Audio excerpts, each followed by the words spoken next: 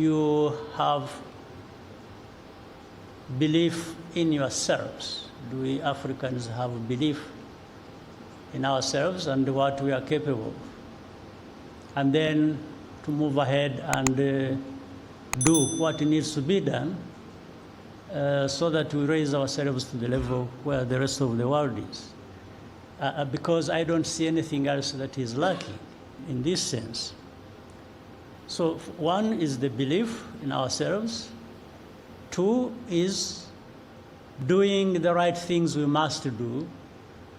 Again, you always bear in mind the environment, the rest of the world. What is it that could be done? And in that process, you are actually putting yourself on the path to regain that dignity that we should have had in the first place, but which lacks, especially when we have to compare ourselves with what we see elsewhere, and then sometimes we don't think of doing what we need to do to raise ourselves, but think about jumping to the other and asking them to lift us up. This whole process of putting yourself in a dignified position should not be something we should be asking somebody else to do for us. Nobody owes you a thing, really. You owe it to yourselves. Africans, we owe it to ourselves to lift ourselves up and work with others as equal partner. I've never understood why there should be a particular geographical place where everything is to be underestimated or underrated, and therefore the investors need to bear that in their minds, that Africa has everything the rest of the world has, even more. But when it comes to people, I think we should consider ourselves as equal with any other people anywhere in the world. But there are also resources, other resources other than just people that we can tap into and grow and connect with the rest of the world for our own success, but also for the success of the rest of the world. So the investors just not look at Africa as a big market, which it is, but also a thriving people, society that to a great extent will match or even supersede actually what exists elsewhere in the world. So the investors need to consider that. Of course, the next consideration for any investor is you invest for a purpose.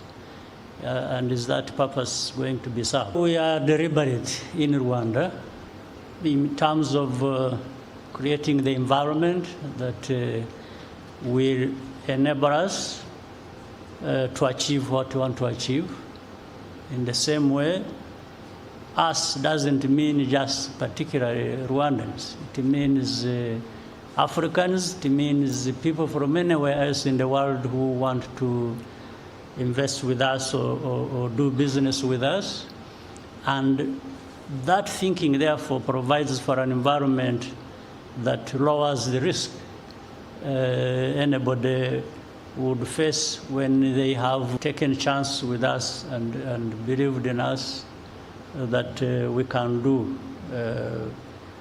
things like that and do as expected in terms of holding each other's hand and moving forward. So you have to go to choose.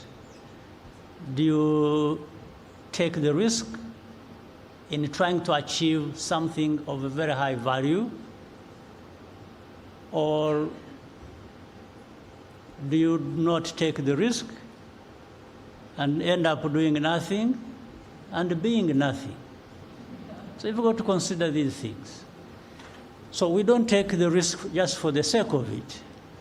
We take risk where risk must be taken that is going to give us that value in what we want to achieve and therefore the two are correlated. The whole idea of punching above one's weight. First of all, why do you have that weight that you're going to be worried about? So then you need to consider that. You need to also work upon that to make sure that what you are going to be doing, whether you are punching or doing whatever, it's commensurate to your weight. So, in other words, everything has to be going up. But, well, called a startup nation, like some others have been, and so on and so forth, yeah, you've got to start from somewhere to go along the journey you want to take. So, and you want to take that journey that puts you on a growth path. And then you keep dealing with the obstacles that stand in your way as you grow. So, and some of the things we have to deal with, and our partners are actually supporting us a lot. That's why Norrsken and Nicholas, I have to thank you for this. These partners are working with Africa, with Africans, and there is a lot they are bringing to this journey that we want to walk and succeed. And the question is, Africa? Yes, I'm going back to the same question. We need to ask ourselves. And it doesn't matter the size of the country. Yes, Rwanda is a small country. Now 13.5 million people. There are bigger countries, even 10 times that or more. But does that stop anybody being important because the country is small? I'll tell you, the country can be small, but the value can be very high. So you've got really to have this mindset. Do you want to be big, but small value? Or do you want to be small, but very high value? So the equalizer is the value. And you can have high value when you are small, you can have high value when you are big. Ordinarily, the thing should be, well, the bigger should also give us the higher value. But it doesn't work like that, as you know. Yes, you can be big and small value. You can be small and high value. It is all embedded, locked up in our heads. What do you want to get? In other words, you can, well, saying startup nation, you can also say some of these nations are, in a sense, the idea. Is it a good idea or a bad idea? So if it doesn't matter what weight or what size of a country, if you are a bad idea, then there is a problem.